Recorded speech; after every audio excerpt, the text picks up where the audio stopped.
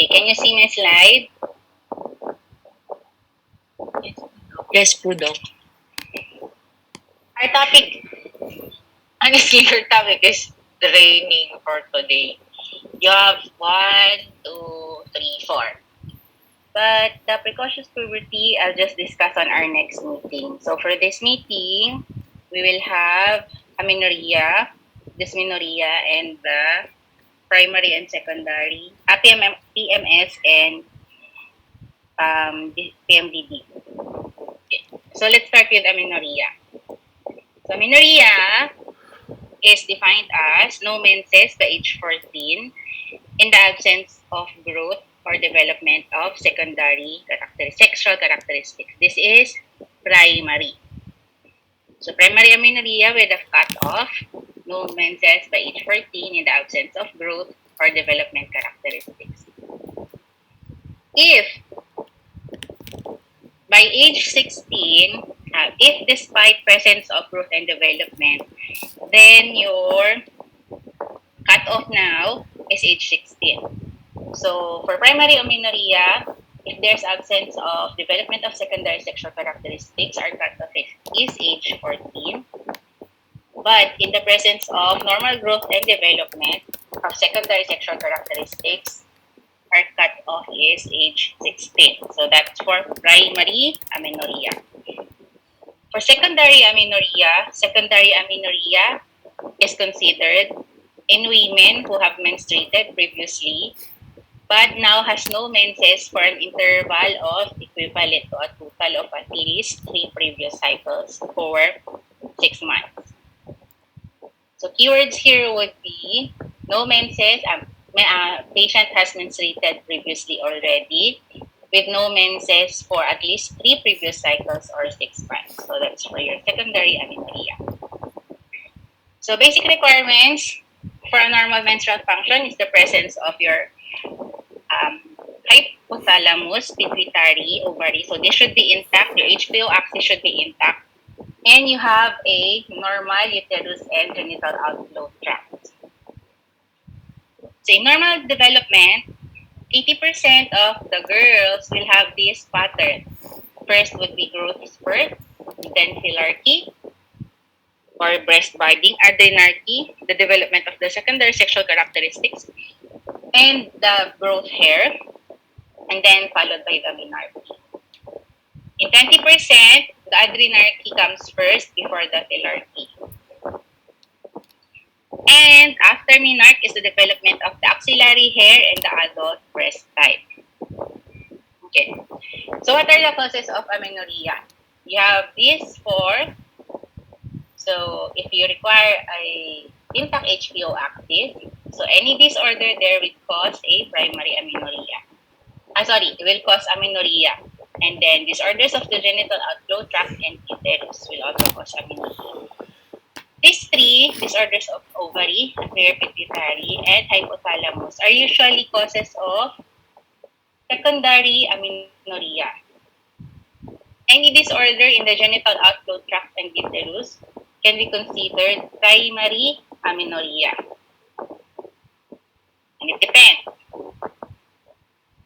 If the patient has cyclic pelvic pain and no menses yet, it's actually it may actually not be a primary amenorrhea but a cryptomenorrhea because of the obstruction in the genital outflow tract. But in the absence of a normal uterus, then that is the time that we can primarily call it primary amenorrhea. Okay. So to evaluate, first we should have still a good medical history, a thorough physical examination, and guided by these 2, we now go about with our diagnostics. For the medical history, is there presence of cyclic pelvic pain?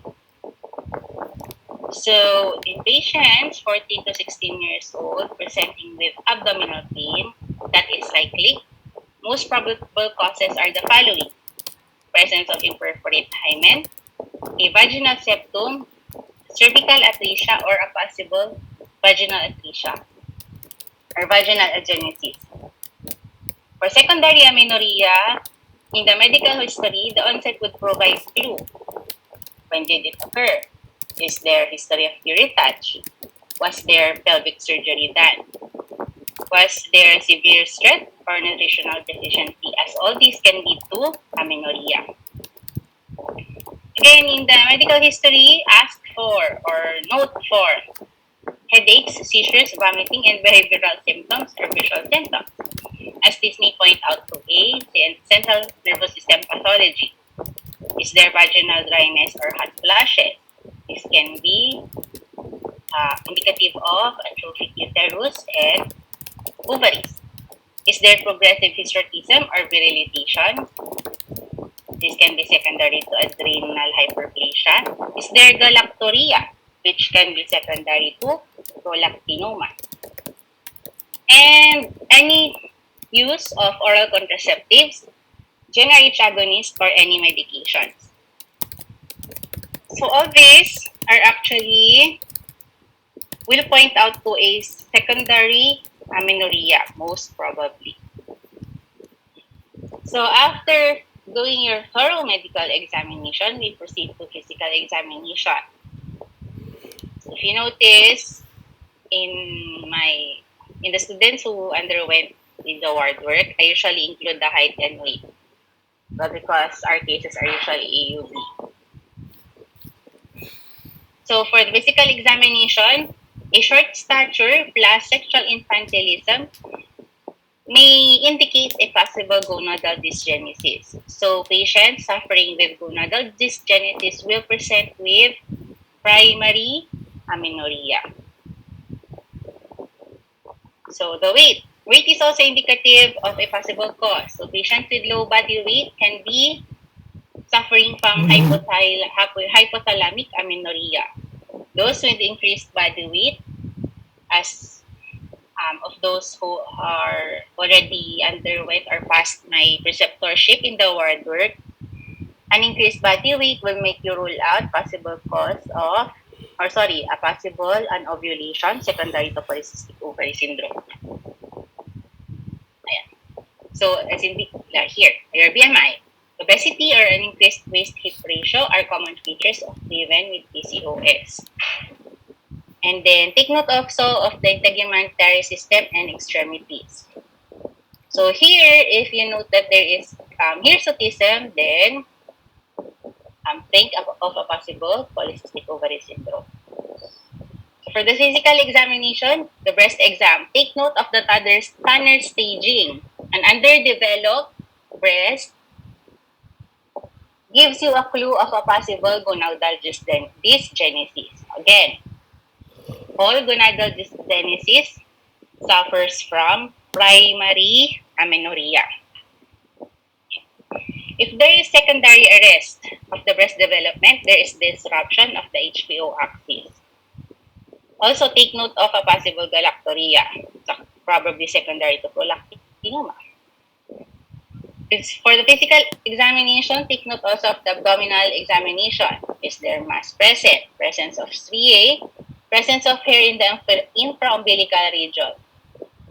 This one, hair in the infraumbilical region, is a good indicator of an ongoing polycystic ovary syndrome, especially in females, because this one, the hair in the infraumbilical region, should only be found in males, this type of hair pattern. So if this one is present in a female patient, then think of hirsutism or hyperandrogenism. Okay, like in the breast exam, you should also take note of the Tanner staging of the external genitalia. So take note of the pubic hair growth. And then take note also if the vagina is patent, as in the cases of gonadal dysgenesis. And if there is abdominal pain and accompanied with abdominal mass, do rectal examination to detect hematocolpos. So hematocolpos is the accumulation of the blood in the cervix because of a obstruction obstruction in the genital outflow tract at the level of the vagina. Okay? Okay, so let's first tackle disorders of the genital outflow tract and uterus. Usually, this is caused by, these obstructions are already apparent at birth. So review your embryology. The uterus, cervix, and the upper vagina are caused by the medial migration and midline fusion of the Mullerian ducts. Vertical fusion of the developing ductal system with the invaginating urogenital sinus will give rise to the lower vagina and introitus. If there is no migration, it will result to a vaginal or Mullerian agenesis, or in the presence of androgen insensitivity syndrome, there is also no migration and midline fusion of the Mullerian duct. In short, there is no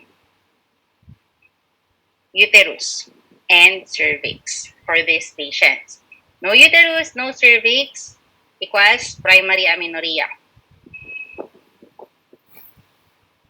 Okay. In patients with imperforate hymen, transverse septum, and cervical atresia, this is because of the lack of fusion of the developing ductal system. This one is what we call a false primary amenorrhea because it's not in the virtue of that they are not menstruating, but they are actually menstruating, except that the blood cannot go out. So the common history of these patients will be cyclic pelvic pain with an enlarging abdominopelvic mass. So this symptom, the false amenorrhea, but is actually a hidden menses, is what we call as cryptomenorrhea. There is actually actual menstruation that's happening, but because of the obstruction of the outflow tract, it seems like there is no menstruation that is happening, but the menstrual blood keeps on accumulating inside the uterus, which causes the accumulation of the hematocolpos, which in turn, when large enough, can be mistaken as an abdominal mass.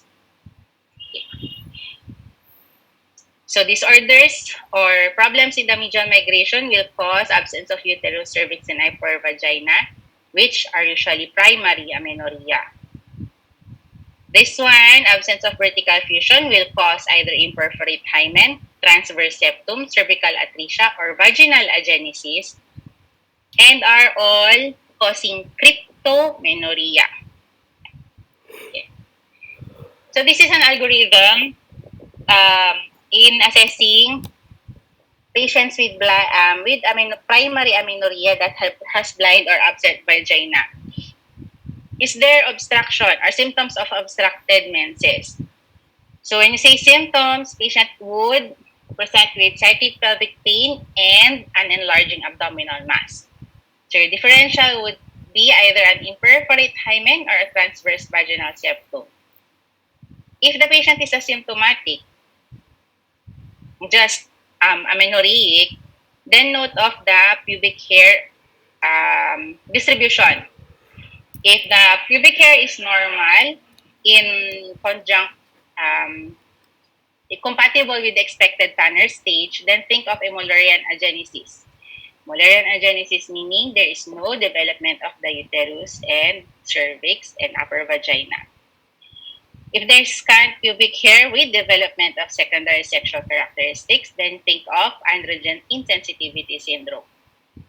This patient has an 46XY chromosome component. I will explain that later. We will discuss that later also.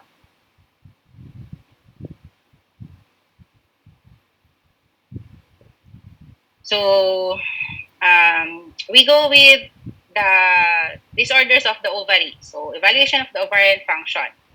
Ovarian function abnormality is the most common overall cause of amenorrhea. So, simple chronic anovulation is the most common cause of secondary amenorrhea.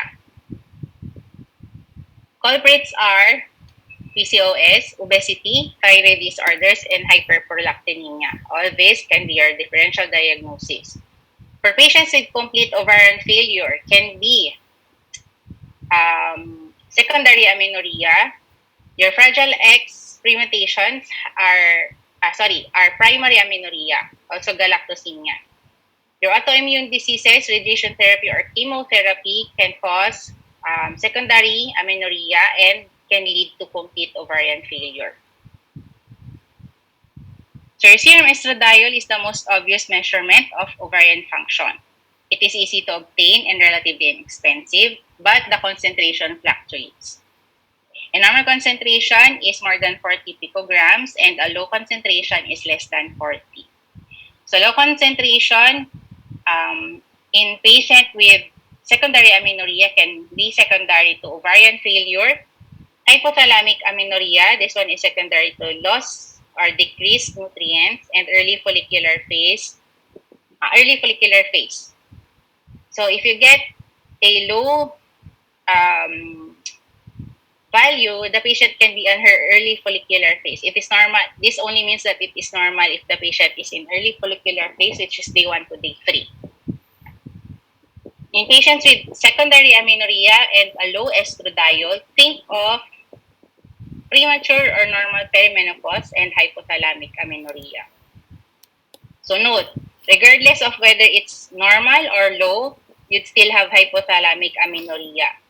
How will you be sure of which one will tell you that it's hypothalamic amenorrhea? Ask for severe stress, severe exercise, and severe malnutrition. In presence of those three, any of those three, there is a high probability that the secondary amenorrhea of a patient is secondary to hypothalamic amenorrhea because of the decreased nutrients processed in the body. Okay. So, another ovarian function test is the progestin challenge. There would be bleeding if there's bleeding after 2 to 7 days of progestin treatment, then you have normal estrogen production and ovarian function. If there is no withdrawal, then think of a hypogonadism. These are just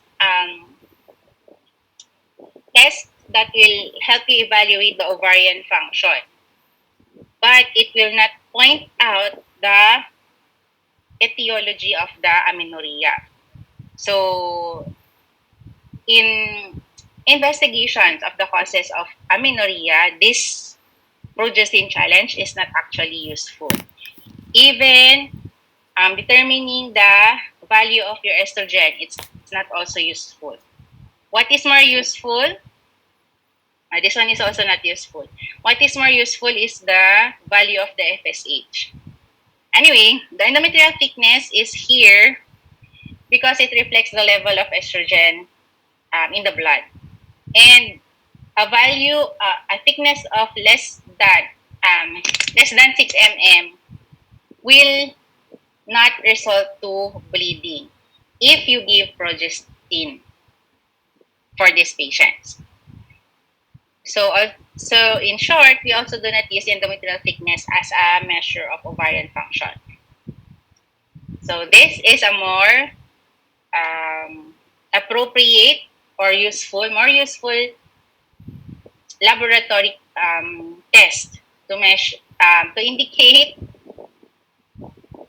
to measure the ovarian function. So a normal adult female will have a value of 5 to 10 international units of serum FSH, and for the serum LH, a value of 5 to 20. A hypogonadotropic state is a value less than 5 international units for both. And for hypergonadotropic state, meaning there is stimulation, but despite increased stimulation, you'd still have amenorrhea. The value would be more than 20 and 40. So cutoff for FSH is actually more than 20. For LH is 40. Now, the higher the value for the serum FSH, the higher you are more certain that there is ovarian failure. Okay. These are causes of chronic anovulation, and all of these are secondary amenorrhea. If there is chronic anovulation, it means the patient already had her first menstruation. The problem there now is if there is regularity in the menses. So all of this will lead to irregular menstruation, which is secondary to chronic anovulation, which are now all secondary amenorrhea. So tests for chronic anovulation, your TSH is also can also be a cause of secondary amenorrhea. So make sure that your FT for TSH are normal. So rule out a hyperthyroid problem or hypothyroid problem and rule out hyperprolactinemia. A normal value of prolactin is less than 15 to 20 nanograms per ml. Mildly elevated is 20 to 40. Moderate hyperprolactinemia is 50 to 100 nanograms. And severe prolactinemia is more than 100 nanograms per ml. Okay. Your hyperprolactinemia, the initial the cause is that there is a hypothalamic dopaminergic neuronal activity that inhibits your GnRH neurons. So no GnRH neurons are inhibited, no release of LH and FSH, which causes then ovulation, causing your hypogonadotropic hypogonadism amenorrhea. So for the hyperprolactinemia, these are the levels. You have mild, 20 to 50, moderate of 50 to 100, and more than 100 is severe. For the mild, it causes a short luteal phase resulting from poor pre-ovulatory follicular development. So if the follicles are underdeveloped, it causes the polycystic appearance of the ovaries. In patients with high prolactin level that has oligomenorrhea, then expect that her prolactin levels are in between these levels. A severe hyperprolactinemia will result in frank hypogonadism with low estrogen levels and the clinical consequences. So in this case, the patient can be considered as at a menopausal stage already because of the clinical consequences of higher susceptibility to genitourinary atrophy and osteopenia. What are the causes of prolactinemia? See, there is also hypothyroidism. That is why a TSH concentration is warranted. Your prolactin secreting pituitary adenomas and other pituitary or hypothalamic tumors may compress the pituitary stalk and disrupt the delivery of dopamine. So in cases of severe hyperprolactinemia, a brain CT scan or MRI is warranted. Some drugs can also lower dopamine levels or inhibit dopamine action, which results to the removal of the inhibitory suppression or removal of the suppression on the prolactin to produce prolactin, anterior pituitary to produce prolactin, resulting to an increase in your prolactin levels. And lesions affecting the dermatome that includes the breast. So management. of chronic anovulation. Clinical factor is not age, but the duration of the unexposed estrogen stimulation. Meaning, the age is not the more important value here, but how long the patient has been irregularly menstruating. Those women who remain anovulatory for long periods of time can and do develop endometrial cancer. That is why we want as much as possible to regulate their menses as soon as we saw them. At a minimum, women require periodic treatment with progestin to induce predictable menses and protect against the risk of developing endometrial pathology. So our favorite would be MTA, 10 milligrams daily. Actually, I just give it for 10 days because 10 days is already effective. For the first 12 to 14 days of each or at least alternate months. Treatment for an interval of more than 10 days is required to counteract the growth-promoting effects of the continuous estrogen exposure. So remember, the culprit in endometrial CA is the unopposed estrogen exposure. Okay, what are your differentials? So we have already discussed your ovarian function, possible causes of chronic anovulation. So what are the other causes of your amenorrhea? Okay. So for patients presenting with with amenorrhea, think of these four. Is there problem in the outflow tract and in the uterus? Or is there something wrong with the ovary? Or is it in the pituitary axis? Or is it at the level of the central nervous system? For the outflow tract and the uterus, you have the imperforate hymen. These patients will present with cyclic abdominal pain, enlarging abdomen, and a violaceous introital mass. On genital examination, there is no obvious vaginal orifice and a thin bulging blue perineal membrane at the inferior limit of a palpable fluctual mass. This is the membrane. This is the hymen. So surgical management is to make a simple crochet incision at the base. Here. Crochet. To excise the central portion to around drainage. And then after that, the patient will have her normal menstruation. A more complicated cause would be the transverse vaginal septum. Complicated because it's a more difficult OR. There is a normal vaginal orifice. You can appreciate the hymen. But on further probing, the vagina is actually shortened and there is no visible cervix. But there is a palpable hematocolpos in the proximal vaginal segment above the obstruction.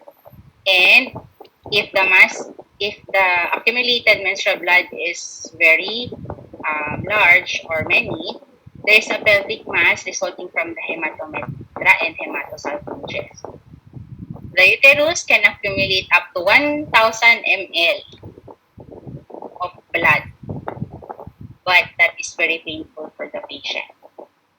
Treatment. So, excision of the septum or dissection of the atretic segment and primary anastomosis of the margins of the level and upper lower vaginal canals over the site of the defects. This one is a lot more thicker and a lot more fibrous than the imperforate hymen. So we remove this part, the transverse vaginal septum. The excision of the septum or dissection of the segment and primary anastomosis here to create a new canal or at least to make it continuous with the outlet. Okay. If the defect is very large here, then you anastomose the margin to prevent another recurrence or to prevent adhesions of the anterior and posterior vagina which can cause another obstruction in the future.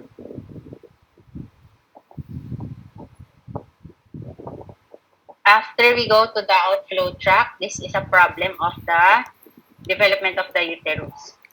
So the Mullerian agenesis or the Mayer-Rokitansky-Kuster-Hauser syndrome or MRKH is a syndrome that presents in the late adolescents or young adults with primary amenorrhea as their only complaint. Patients have normal breast and pubic hair development, but there is no visible vagina. Take note, no cryptomenorrhea because the patient is really actually not menstruating. So you have type A and type B. This one is just good to know. So for the type A, but you have to know the MRKH. But the type A, type B, it's good to know. In type A, the uterus is symmetrical and muscular. Can have a rudimentary uteri and normal fallopian tube. In the type B, it can be asymmetrical with absent or hypoplastic tubes with associated urologic abnormality. So that's the difference. It has an associated urologic abnormality.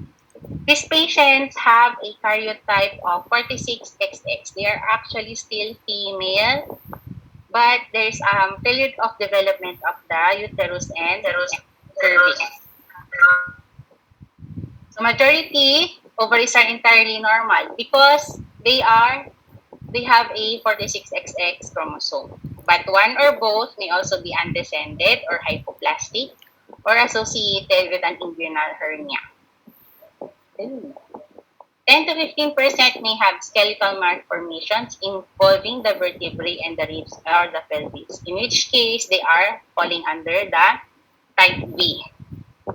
You have your Klippel-Feil syndrome, which is characterized by short neck, low hairline, with limited range of motion, with patients with presence of pain and neurologic symptoms due to fused cervical vertebrae. Again, this one, they are falling under the type B of the MRKH. So the diagnosis, of course, you should still have the primary amenorrhea, transverse vaginal ultrasound.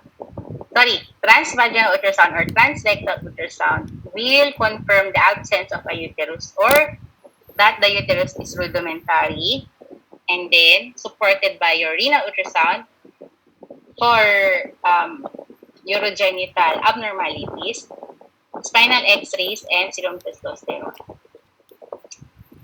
Patients with Mullerian agenesis can exhibit characteristics similar to male pseudohermaphrodism. Therefore, your male pseudohermaphrodism is the AIS or the androgen insensitive syndrome.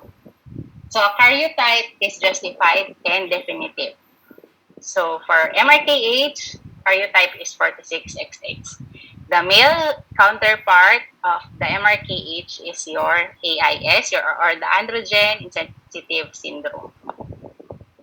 Primary goal of treatment is creation of a functional vagina.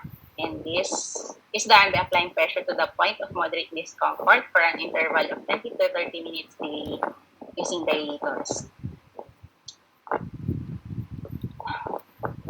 Okay. Surgical management. You have the Mackindo procedure, which involves dissection of the rectovaginal space and placement of skin graft. The Vecchetti operation will use internal stretching of the vaginal dimple after surgical abdominal and vaginal dissection. So the Vecchetti operation is the most invasive. The Mackindo is the least invasive. And the modified Macchieti operation involves a spring-loaded traction device inserted laparoscopically. But failure of the devices still makes the Mackindo procedure more favorable. Affected women should be counseled that although they are infertile, normal sexual function can be expected and genetic offspring can be achieved by IVF using oocytes retrieved from their own normal ovaries. But they would need a surrogate for this because of the underdeveloped uterus or absent uterus. Okay. So the male pseudohermaphrodism is the androgen insensitivity. This is it's the third most common cause of primary amenorrhea after gonadal dysgenesis and Mullerian agenesis. They have a normal male karyotype, which is a 46XY, and the testes produce both testosterone and AMH. The problem is there is no receptor. You have the androgens, but no receptors. So this is the pathophysiology behind. There's inactivating mutation in the gene, including the intracellular androgen receptor. There is end organ insensitivity to androgen action because of the lack of the receptors.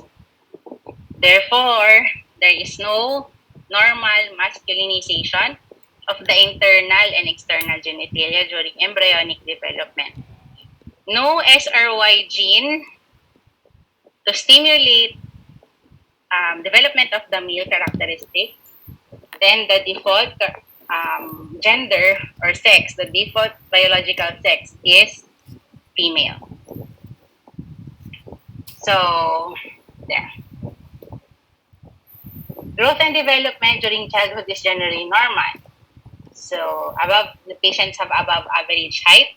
Body habitus is unicoid, long arms, large hands, and feet.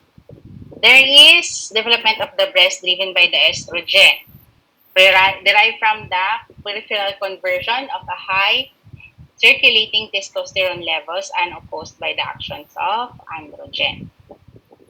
So, if nabutan niyo yung House, if some of you watched House before, House once said that the perfect female is a male. In which case, there is an androgen insensitive patient. So the testes are intra-abdominal but are often partially descended, and if they are partially descended, they often present as inguinal hernia. Diagnosis: serum testosterone concentration distinguishes patients with IS because levels are normal or modestly elevated in the range observed in males. But if you compare it with females, they are well above the normal range. Differentials would be your 17-beta-hydroxysteroid dehydrogenase deficiency, or one of the forms of your CAH, congenital adrenal hyperplasia, which has the same clinical presentation with your androgen insensitive syndrome. You have the partial or incomplete androgen insensitivity, wherein there is a small present receptors. There are small amount of receptors. So there may be pubic hair growth, which may accompany the breast hair development, and the clitoris may enlarge, or a phallus may even be present. You have two major components in the management. One is creation of functional vagina. This is if the patient actually wanted to be a female. So creation of a functional vagina and removal of the gonads to prevent development of malignancy. So again, your Mayer-Rokitansky-Hausler syndrome or MRKH and androgen insensitivity syndrome are primary amenorrhea. Gonadectomy is usually delayed after puberty. Because you want first the patient to develop their secondary sexual characteristics and then you remove the gonads. Okay, this would be the differences between the two. Both are phenotypically female, but the Mullerian agenesis is genotypically female and AIS is genotypically male. Okay, this is also the algorithm I showed a while ago. Another problem in the outflow tract is the cervical stenosis. This one is another secondary, it's not secondary, it's a cryptomenorrhea. That is a rare complication of cervical colonization procedures or other surgical treatments for cervical intraepithelial neoplasia.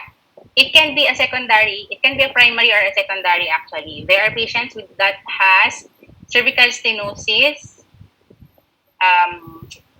even prior to their adolescent life, in which case they will present with primary amenorrhea. But if the cervical stenosis is secondary to a cervical procedure, procedure of the cervix, then they will present with secondary amenorrhea. And the most common complaint, again, is the same as like in your patients with outflow tract, is the cyclic pelvic pain that is worsening. Treatment for these cases are ultrasound-guided cervical dilatation for the secondary. But in cases with the primary, usually they have a more, the stenosis is a lot thicker in primary stenosis. So an ultrasound-guided cervical dilatation may not work for these patients. Your Asherman syndrome is a secondary amenorrhea that results from intrauterine adhesions that obliterate the uterine cavity as a consequence of trauma. So this one is from most probably secondary to a curettage. Okay. Yeah. Diagnosis primarily based on high index of suspicion. In women whose history suggests the possibility, scant or no withdrawal bleeding after subsequent treatment of exogenous estrogen and progestin. So these are the possible treatment. You can give equine estrogen followed by MPA for the last 5 to 7 days. If there is no withdrawal bleeding, then think intrauterine adhesions or Asherman syndrome. Diagnosis is via transvaginal ultrasound. HSG is more accurate than transvaginal ultrasound, but a better one would be hysteroscopy. Is not only diagnostic but is also therapeutic. There, your treatment is operative hysteroscopy via lysis by source, electrodissection or with laser. However, sharp dissection is preferred. So lysis by scissors is already okay. Treatment. Insertion of intrauterine balloon catheter after additional lysis is recommended to prevent recurrence of the adhesion. Broad spectrum antibiotics may also be used and NSAIDs may also be used, again to prevent the recurrence of the adhesions. But overall, the recurrence rate is 20 to over 60%. The menstrual function is returned by 52 to 80%, which isn't so bad. And live birth rates after live birth rates after additionalizis is between 25 to 35%. So, now we go to disorders of the ovary. We already have discussed the gonadal dysgenesis. This one is your Ovarian, MMRKH. You have the Turner syndrome, which is the 46XY. The Swyer syndrome, the Turner syndrome is 45XO. Swyer syndrome is 46XY. This one is another male, but raised as a female. And then your 46XX gonadal dysgenesis, which is another form of your MRKH. You have the premature ovarian failure. So the gonadal dysgenesis will present with primary. This one. Your premature ovarian failure will present as secondary amenorrhea. And then functional ovarian failure resulting from disorders of follicular development. Most probably secondary to chronic anovulation. So gonadal dysgenesis is secondary to a structural or numerical sex chromosome abnormality, or a mutation in the genes involved in the formation of the urogenital ridge and sexual differentiation of the bipotential gonad, which now causes incomplete or defective formation of the gonads. So 25% of affected individuals have a normal karyotype, which is your 46XX. You have your Perrault syndrome, which is associated with neurosensory deafness and primary amenorrhea. Turner syndrome is the most common form of gonadal dysgenesis. This is also the most common cause of primary amenorrhea. Patients have a 46XO karyotype or X0 karyotype, and this is the typical features. Patients have a low posterior hairline, there is webbing of the neck, Patients have short stature, broad chest, and widely spaced nipples. If not recognized by phenotype or poor growth during childhood, patients with Turner syndrome present at the time of expected puberty with primary amenorrhea and absent secondary sexual characteristic development. So the diagnosis is findings of hypergonadotrophic hypogonadism. What does this mean? It means you have an elevated LH and FSH but decreased estrogen value. So the definitive for this diagnosis would be karyotype, in which case you will find a 45X karyotyping. So we do fish analysis for those that exhibit evidence of virilization or humming chromosomal fragment of uncertain origin. 50% of patients begin but do not complete pubertal development. 5% complete puberty and begin menstruation, in which case they have the mosaic pattern of the Turner syndrome. But then again, that's already too advanced for you. Natural pregnancies can occur but are rare. And those that do are usually associated with sex chromosome aneuploidy and spontaneous abortion. But they are not infertile. They can reproduce via IVF. Turner syndrome is associated with cardiovascular anomalies in 1/3 of cases, also with renal anomalies, autoimmune disorders, and hearing loss. So average intellectual performance is within normal range, but they have a higher risk for ADHD and CNS, bladder, and endometrial cancer. But the risk for breast cancer is decreased. No one knows why. So the treatment is estrogen therapy and progesterone therapy for withdrawal bleeding. Swyer syndrome. I've seen 2 cases already in my entire life. So distinctly, these are different and less common form of gonadal dysgenesis characterized by 46XY. This is different from the AIS. As in your AIS, there is no uterus. For the Swyer, the patients have the development of the uterus, but they do not menstruate. Despite the presence of a Y chromosome, the phenotype is female because of the dysgenetic gonads that produce neither AMH or androgen. So in this case, there is no androgen. In AIS, there is androgen, but there is no receptor. The vagina, the cervix, the uterus, and fallopian tubes develop normally, and the internal and external genitalia do not masculinize. There. Because of that, mutation in the SRY gene. In the remainder, no cause can be determined. Generally present at expected time puberty with delayed sexual maturation and primary amenorrhea. Also, as opposed to the AIS, the breast is not well developed. There's also the presence of pubic hair, which reflects a normal adrenarche. So diagnosis is still karyotype, which is the definitive one.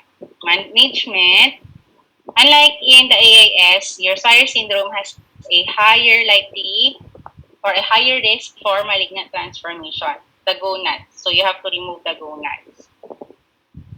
And they have the same sequential sex steroid treatment regimen with the Turner syndrome. So what you have to remember here is that they are similar to AIS, but the other one lacks the receptor. For Swyer, they do not have androgen. And the difference in the treatment is that immediate gonadectomy is indicated because of the significant risk for malignant transformation, which is not in the case of your AIS. As with AIS, they exhibit normal growth and intellectual development. And there is no increased prevalence of any specific medical problems and no required specific monitoring or treatment. Lastly, in your gonadal dysgenesis, these are individuals with primary amenorrhea and gonadal dysgenesis with normal 46XX karyotype. Women are normal in stature and in most cases have no apparent somatic anomalies. Okay? Next. So we're done with the dysgenesis. We go to premature ovarian failure. It's traditionally defined as hypergonadotropic hypogonadism and amenorrhea rising before the age of 40 years old. So remember menopause, the average onset of menopause in the Philippines is 47 years old. So earlier than 40 is considered a primary ovarian failure. This results in secondary amenorrhea after puberty is completed. It may occur anytime before menarche and is distinguished from gonadal dysgenesis on the basis of ovarian morphology and histology. Instead of strict gonads, the ovaries closely resemble that of postmenopausal women. So you have this as the causes of premature ovarian failure. For the radiation, adverse effects of radiation on the ovary depend on the age of the patient, dose of radiation, and the extent of the radiation field. Young women radiation may result only in transient amenorrhea that ends after a period of 6 to 18 months. But again, that also depends on the dose of the radiation. Okay, older women are more sensitive to the effects of radiation. Also, older women has a lower ovarian reserve already. So, they are more susceptible to that. So, this is the dose that causes ovarian failure. So, if there's one thing that you have to remember, this is the slide. You need a dose of 60 gray, or 6 gray, or equivalent to 100 rads, will cause ovarian failure in women over age 40. Younger women have achieved successful pregnancies after having received higher doses. So this would be the mean effective sterilizing dose. So a dosage of, you see.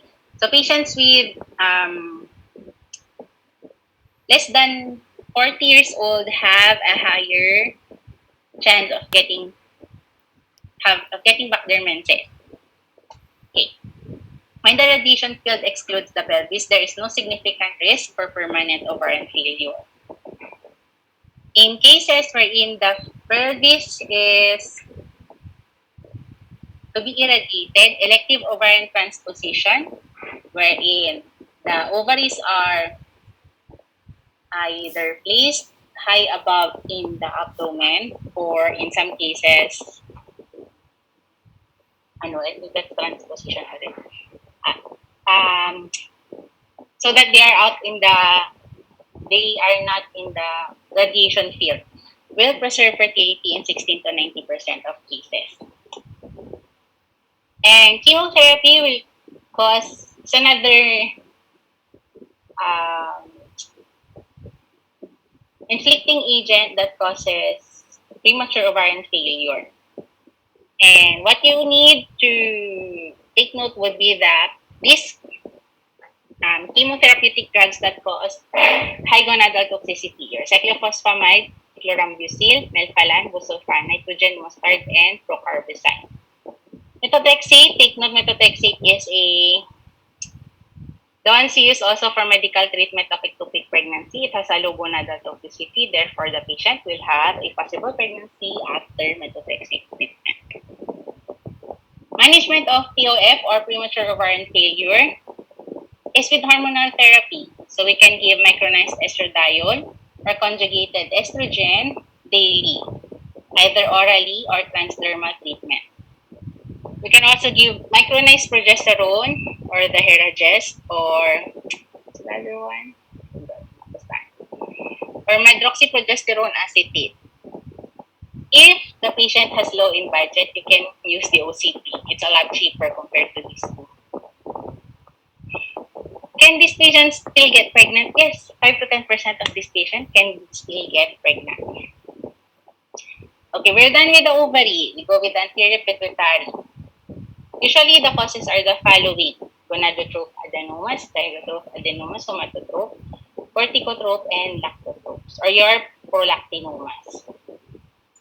91% of cellular and paracellular masses were pituitary adenomas, and they are classified by cell type, size, and function. So, if they are thyrotropes, then they causes hyperthyroidism. If it's a somatotroph, it causes acromegaly. If it's a cortitrope, it's Cushing's disease. A prolactinoma of 100 nanograms per ml most probably will have a microadenoma in the pituitary also. So, depending on the value of the prolactin, will be the treatment. So for the pituitary adenomas, the most common neurologic treatment is the visual impairment. Most neurologic symptom is visual impairment. You have the bitemporal hemianopsia or the tunnel vision caused by the upward pressure on the optic chiasma at its center. After the anterior pituitary, we have the hypothalamus. We already discussed the hypothalamic amenorrhea. You have normal FSH, normal or low estrogen, but amenorrhea. You have the congenital GnRH deficiency, the Kallmann syndrome, and mutations in the GnRH. Hypothalamic amenorrhea is a diagnosis of exclusion. You have normal or low serum FSH despite low levels or normal level of estrogen in the absence of any cellular mass lesion or other reason to suspect pituitary causes. It is associated with extreme physical, nutritional, or emotional stress. Frequently, they are underweight. They often exhibit abnormal eating patterns and generally expend more calories in aerobic activity and have high fiber intake. So this one is just actually a survival mechanism of the body to preserve itself. The reproductive function of the body is the least important. What's this? Priority. So it's the least priority of the body. So in cases of stress, it protects the general surviving functions of the body, which are your CNS, circulatory and respiratory system, also the digestive. So the reproductive function is often compromised or sacrificed. That is why it leads to amenorrhea. Okay, your stress will cause increase in CRH, which therefore decreases your GnRH. Decreased GnRH, low FSH, therefore no Menses. Anorexia nervosa can also be a cause of the hypothalamic amenorrhea because of the lack of the nutrients. So it's a psychotic disorder, not psychotic, but psychological disorder. And the diagnostic criteria is as follows. There is refusal to maintain body weight at or above normal weight for height and age. Intense fear of gaining weight or being fat even though underweight already. And there is denial of the seriousness of the low body weight. And patients present with amenorrhea. This is the pathology behind or the relationship of amenorrhea and exercise. Because of the negative energy balance, there is disruption in the pulsatile gonadotropin secretion, which results to loss of menstrual function. Again, if you are to think critically, the menstrual function and reproduction of the human being is compromised in survival states. So the body will prioritize the CNS, the brain, the heart and lungs, and the digestive to survive. So when the body goes back to its normal supply, normal state with having normal supply, then that's the only time that it can concentrate or it can also allot nutrients to the reproductive system. Okay. And then there. Another pathophysiology. So normal leptin levels results from low body fat stores, which results to the suppression of the HPO and the thyroid axis. The Kalman syndrome is a classical X-linked disorder which causes primary amenorrhea. It can be an autosomal dominant or recessive, and this amenorrhea is associated with anosmia or hyposmia because there is failure of the neuron cells to migrate. Okay, so what is the supposed um, position of the GnRH? Okay, so that's for amenorrhea, primary and secondary.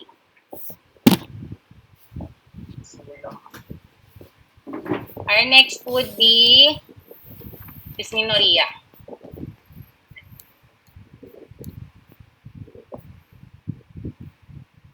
Okay, for dysmenorrhea, sorry, we have less than an hour and we have 2 more topics, so I'll just proceed ahead. Dysmenorrhea is defined as painful menstruation, and the term is derived from the following Greek words. Dys meaning painful, difficult, or abnormal. Meno is month, and rhea is flow. So, dysmenorrhea. You have the primary and the secondary dysmenorrhea. Primary is painful menstruation not associated with pelvic pathology, not associated. Whereas your secondary is caused by a pelvic pathology. So dysmenorrhea secondary to blah blah blah. So it's called secondary. Epidemiology, in 50 to 75% of women report dysmenorrhea. Typical age range is between 17 and 22 years old. Secondary dysmenorrhea is more common in older women. So we go to primary dysmenorrhea. During menstruation, prostaglandin F2 alpha is released from the endometrial cells.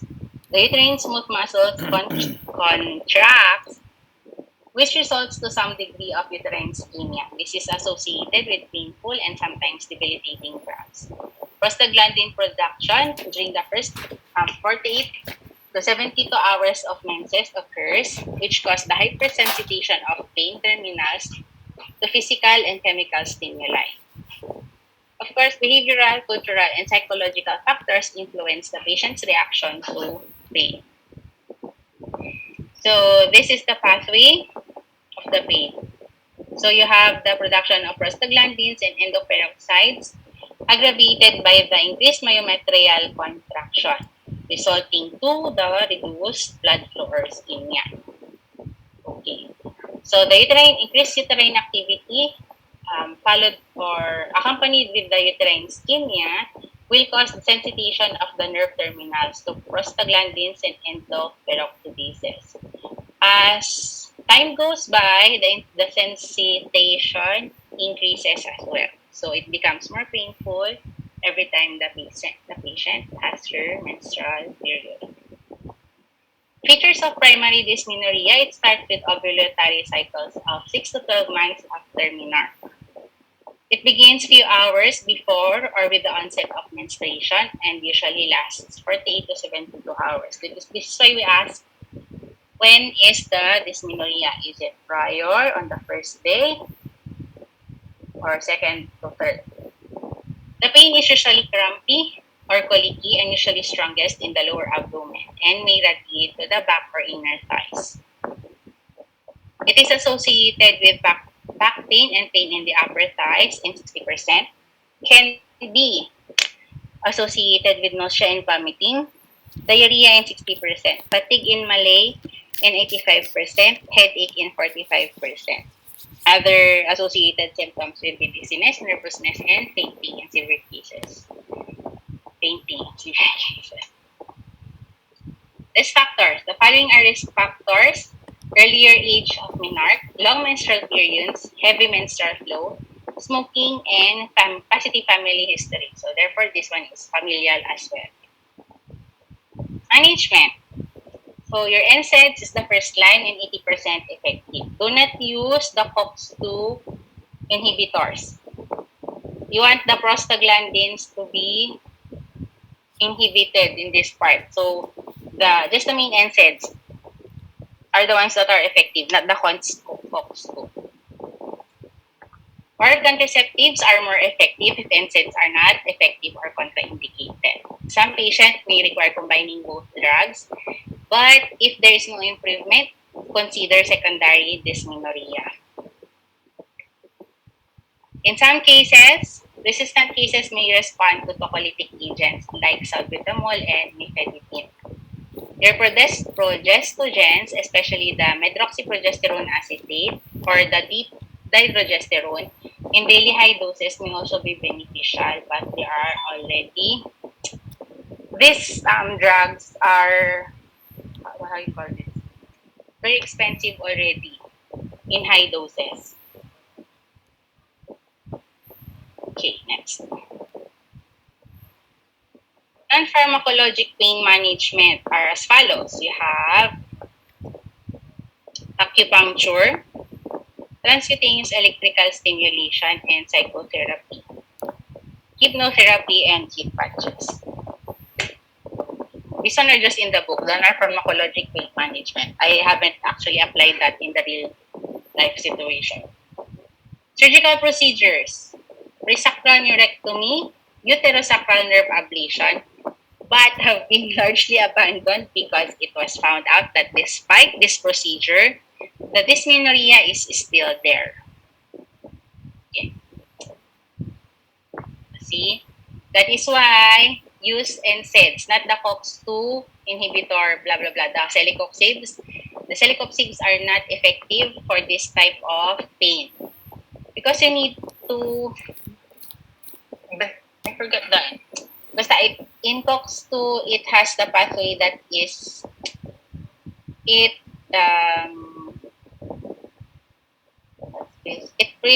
COX-2 has a preferential pathway. And that pathway does not address the cause of the pain in dysmenorrhea. That's why you have to use the NSAID, not the COX-2 inhibitors. It inhibits prostaglandin production. There is antagonistic action at the receptor and should be used with the start of pain regularly for 2 to 3 days. In oral contraceptives, this is a double purpose. It decreases the prostaglandin and it also decreases endometrial thickness. That's for the primary, and this is the secondary dysmenorrhea. Your secondary dysmenorrhea, this occurs during the first or second cycles after menarche, which may indicate congenital outflow obstruction. So these are also present in patients with cryptomenorrhea, your patients with imperforate hymen and transverse vaginal septum. They are the ones that are more susceptible to secondary dysmenorrhea. Or if not, during the first or second cycles, it can begin after the age of 25. And it is usually associated with pelvic abnormality. So your dysmenorrhea secondary to pelvic endometriosis are actually secondary dysmenorrhea. So dysmenorrhea may not be limited to the menses and they are less related to the first day of flow. There is no or little response to NSAIDs with OCs or both. OCs is oral contraceptives. It's usually associated with other symptoms such as dyspareunia, infertility, or abnormal vaginal bleeding. All those three are associated with endometriosis. Okay. Causes of secondary. See, number 1, endometriosis. Chronic pelvic inflammatory disease, adhesions, Mullerian duct anomaly. See, your outflow tract obstructions, adenomyosis, endometrial polyp, fibroids, ovarian cysts, pelvic congestion. There, your pelvic hymen, imperforate hymen, and transverse vaginal septum, and cervical stenosis. Intrauterine copper device. The endometriosis, the pain in endometriosis extends to premenstrual or postmenstrual phases or may be continuous. In severe cases, they may also have deep dyspareunia, premenstrual spotting, and tender pelvic motion. So these are the uterosacral, thickened uterosacral sacrals when you do the internal examination. For pelvic inflammation, the pain may be menstrual, but often with each cycle, it extends into the premenstrual phase. For adenomyosis and fibroids, uterus is generally clinically and symmetrically enlarged and may be mildly tender. Dysmenorrhea is associated with dull pelvic driving sensation and heavy sensation. For the pelvic congestion, it's an ill-defined pelvic ache, usually worse premenstrually, aggravated by standing, relieved by menses, and often with a history of sexual problems. So how do we evaluate? With the history, these are the following. Do pain analysis, you ask for associated symptoms. Ask also for the menstrual history. And obtain the gravidity and parity status. Rule out any infertility. Ask for previous pelvic infection. Any presence of dyspareunia, pelvic surgeries, injuries or procedures, and sexual history. For the physical examination, a pelvic exam is indicated at the initial evaluation, which should be performed to exclude uterine irregularities, cul-de-sac tenderness, or nodularity that may suggest endometriosis, PID, or pelvic mass. Of course, it should be completely normal in a patient with primary dysmenorrhea. Any abnormality in a pelvic examination will conclude a secondary dysmenorrhea. So for your investigation, if you have a good history and physical examination that are consistent with primary dysmenorrhea, then no further investigation is required. But in the presence of organic causes, rule out cervical culture. Do cervical culture to exclude STDs, WBC count to exclude infection. Well, pregnancy test to exclude ectopic pregnancy. Sonography, abdominal or ultrasound sonography, or transvaginal sonography. Hysterosalpingograms if transvaginal ultrasound warrants, and other invasive procedures such as laparoscopy, hysteroscopy if all the rest are inconclusive. Management is to treat the underlying disease. The treatments used for primary dysmenorrhea are often helpful. Which are your NSAIDs and the OCs? Okay. So we have your dysmenorrhea, primary, secondary. Now we have the premenstrual syndrome. PMS is a group of physical, emotional, and behavioral symptoms that occur in the second half of the menstrual cycle, which often interferes with work and personal relationships, followed by a period entirely free of symptoms, starting with menstruation. The incidence ranges from 30 to 50% of women of childbearing age. It is estimated that 70 to 80% of all women experience some PMS symptoms during their lifetime. The etiology is still incompletely understood. It's likely multifactorial and genetics likely play a role. It can be a CNS-mediated neurotransmitter interaction with the sex steroids. The most plausible theory is the serotonergic dysregulation, which is why the serotonin is a good, it works as treatment. So diagnosis, at least one of the following affective and somatic symptoms during the 5 days before menses in each of the prior menstrual cycle. So you have the affective. What does it say? One of the following. Either depression, anger outbursts, irritability, anxiety, confusion, and social withdrawal. As for the somatic means one of the affective and one somatic. Okay, you need to at least have one somatic as well. There should be either fatigue, breast tenderness, abdominal bloating, headache, and swelling of the extremities. Take note, the symptoms should be relieved within 4 days of onset of the menses, and symptoms are present in the absence of any pharmacologic therapy, drug, or alcohol use. Symptoms also occur reproducibly during the 2 cycles of prospective recording, and the patient suffers from identifiable dysfunction in social or economic performance, meaning it's very disruptive for the patient such that she cannot already perform her job. Okay. A thorough history and physical examination should be performed to rule out any other medical causes. The goal is symptom relief. Of course, because the etiology is actually still not well understood, so we cannot have a definitive treatment as of the moment. So what we can do is just to give treatment for symptomatic relief. There is no proven beneficial treatment, but the following are suggestions. You can do psychological support, diet or supplements. Avoid sodium, simple sugars, and caffeine.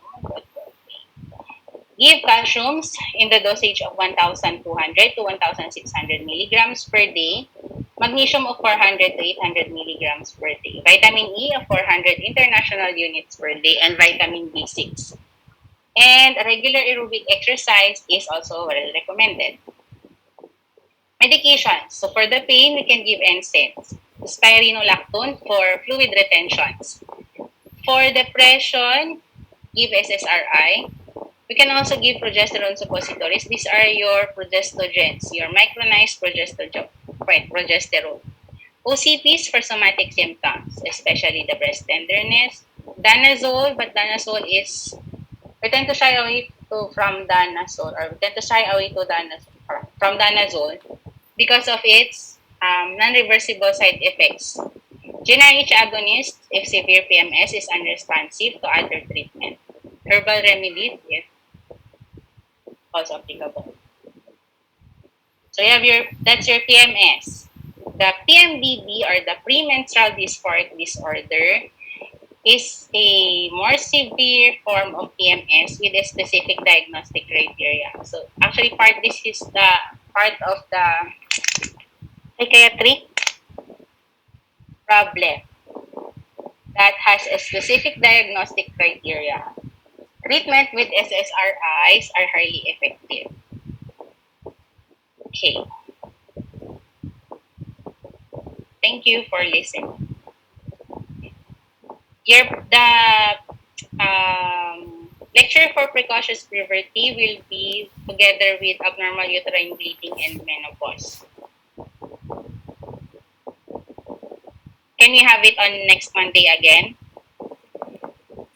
Yes po, Doctor.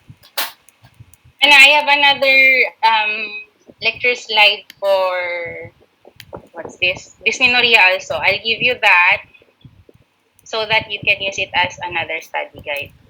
Sige po, Doc. Thank you po. Honestly, ang hirap ng lecture. Nagulat ako talaga kasi parang ang huling alala ko is separate lecture yung precocious puberty and this one. Tapos biglang, oh? Anyway, the amenorrhea is already hard enough for you guys. I mean, even the residents are having a hard time with amenorrhea, primary and secondary. The precocious puberty is very, very hard. So, I'll try sending also the slides na by Friday, the EUB and menopause, so that you can also study beforehand na. But, diba, you'd still have your exam on Saturday. For this Saturday po, OB to LE3 po. For That would Gyen be po, yung Gyen. for Gyen, December 18 pa po yung LE4. Then finals would be December 19 po. 15 yung LE4. Your LE4 also is already included this one. This includes, your LE4 includes infertility and this one also. Tama? Yes po. Yes po, Doctor. Good luck. Here, I'll try to give the slides as early as I can kahit na hindi pa tayo nagle-lecture. Okay po. For the fetal growth disorders, the ones you will have your LE3, the OB part. I was required to give 20 questions there. Part of the questions I got from the slides. Part are from the Williams.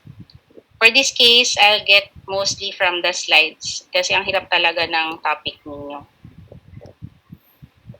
Okay, good luck.